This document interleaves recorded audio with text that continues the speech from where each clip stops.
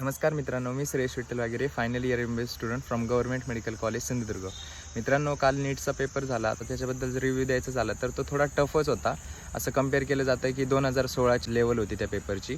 आणि बायोलॉजी जर बघायचं झालं तर बायोलॉजी सोपं होतं पण लेंदी होतं, म्हणजे टाईम जास्त लागत होता त्याला. केमिस्ट्री मॉडरेट होतं, पण फिजिक्सचा जो पेपर होता तो हार्ड होता आणि लेंदी पण होता. म्हणजे तुम्हाला क्वेश्चन वाचायला आणि समजायला पण वेळ लागत होता आणि त्याला सॉल्व करायला पण वेळ लागत होता. भरपूर मुलांचे तर 15च्या किंवा 20च्या आसपास क्वेश्चन सुटलेले, म्हणजे चांगल्या चांगल्या मुलांचे ज्यांनी क्लासच्या पेपरमध्ये किंवा मॉक टेस्टमध्ये चांगला स्कोर केला होता, त्यांचेसुद्धा पेपर खूप घाण गेले. तर ह्या वर्षी जो कट ऑफ आहे ना, तो मागच्या वर्षीपेक्षा नक्कीच कमी जाईल.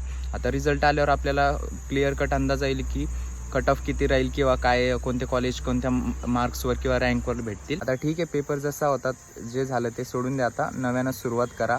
तुमचे जे काय मार्क्स येत आहेत समजा त्या मार्क्सवर बघा की तुम्हाला जे काही जे तुमचं ड्रीम फील्ड होतं ते जर भेटत असेल किंवा नाही जर भेटत असेल तर तुमची तयारी करण्याची इच्छा आहे किंवा दुसरी कोणती फील्डमध्ये जाण्याची इच्छा आहे तर ते प्लॅन रेडी ठेवा.